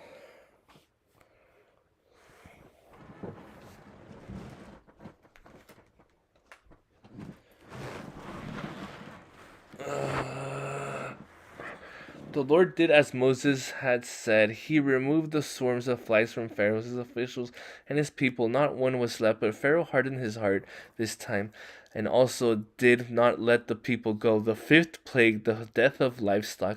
Then the Lord said to Moses, "Go in to Pharaoh and say to him, 'This is what the Lord, the God of Hebrews says, let my people go, so that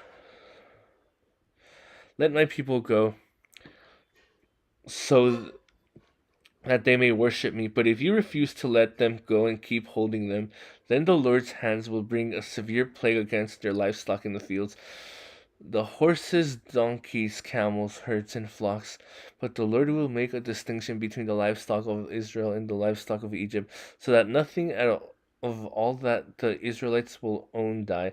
And the Lord set a time, saying, 'Tomorrow the Lord will do this thing in the land.' The Lord did this the next day, and the Egyptians' livestock died, but none among the Israelites' livestock died. Pharaoh sent the messengers who saw not a single one in the Israelites' livestock was dead, but Pharaoh's heart was hurt and did not let the people go. The six plague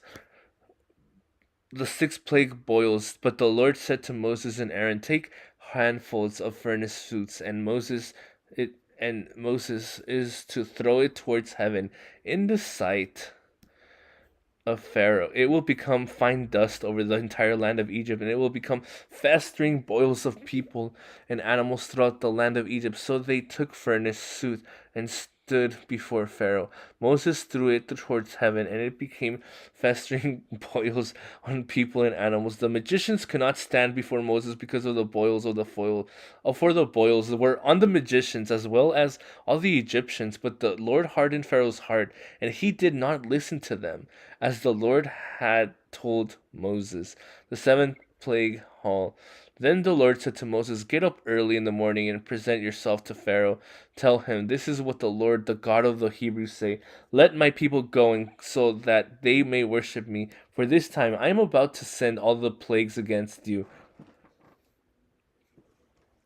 your officials, and your people. Then you will know there is no one like me in the whole earth. But know I could have stretched out my hand and struck you and your people with a plague, and you would not have been obliterated from the earth. However, I have let you live for this purpose, to show you my power and to make my name known to the whole earth. You are still acting arrogantly against my people by not letting them go.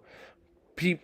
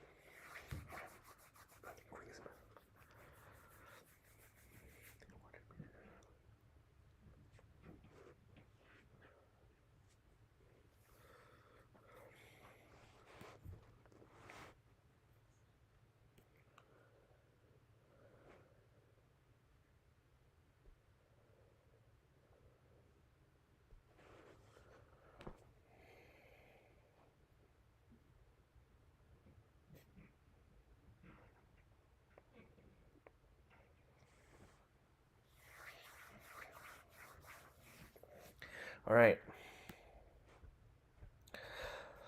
But by now I could have stretched out my hand and struck you and your people with a plague, and you would not have been obliterated from the earth. However, I have let you live for this purpose, to show you my power, and to make my name known on the earth. How known on the whole earth. You are still acting arrogantly against my people by not letting them go. Tomorrow is this time. I will rain down the worst hail that has ever occurred in Egypt from the day it was founded until now. Therefore, give orders to bring your livestock and all that you have in the field into shelters. Every person and animal that is in the field and not brought inside, not brought inside, will die when the hails fall on them. Those among Pharaoh's officials who feared the word of the Lord made their servants and livestock flee to shelters. But those who didn't take the heart of the Lord's words left their servants and livestock in the field.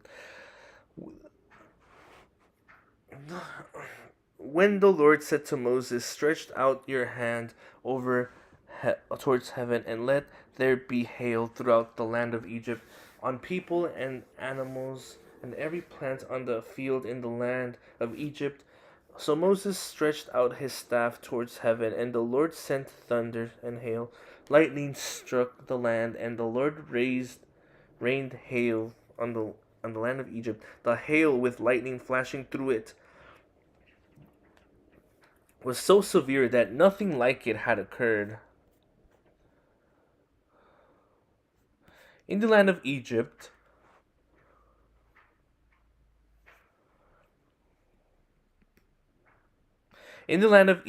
since it had become a nation throughout the land of Egypt, the hail struck down everything in the field, both people and animals. The hail beat down every plant in the field and shattered every tree in the field. The only place it didn't hail was in the land of Goshen, where the Israelites were. Pharaoh sent to Moses and Aaron. "I have sinned this time," he said to them. "The Lord is the righteous one, and my people are the guilty ones. Make an appeal in the Lord. There has been enough of God's thunder and hail. I will not let you go, and you don't need to stay any longer." Moses said to him, "When I have left the city, I will spread out my hand to the Lord, and thunder will cease, and there will be no more hail, so that you may know the earth belongs to the Lord. But as for you and your officials, I know that you still do not fear the Lord." The flax and the barley were destroyed, because the barley was ripe and the flax was budding, but the wheat and the split were not destroyed, since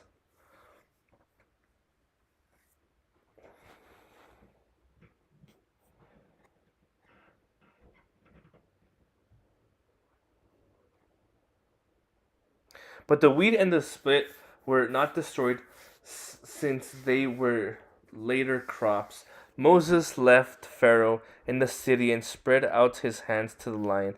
Then the thunder and hail ceased, and rain no longer poured down on the land. When Pharaoh saw that the rain, hail, and thunder has ceased, he sinned again and hardened his heart, and he and his officials. So Pharaoh's heart was hard, and he did not let the Israelites go. And the Lord had said through Moses, "The eighth plague, locusts." Wow, very cool. Wow, Exodus is pretty lengthy, guys. Yo, these books are pretty lengthy. Huh? Pan, Huh? pan con jamón, nachos o frijoles y carne. Nachos? Nachos. ¿Hay queso? Ujú. Oh, okay.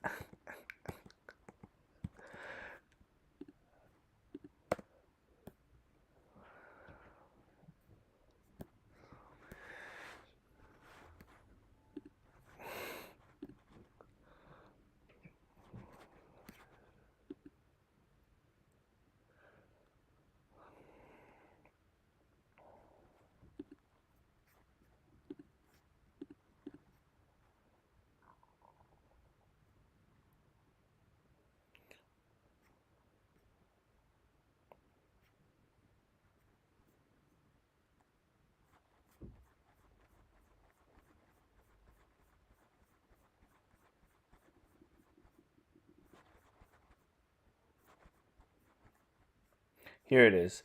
So the 8th plague, locusts. Wow. The 8th plague?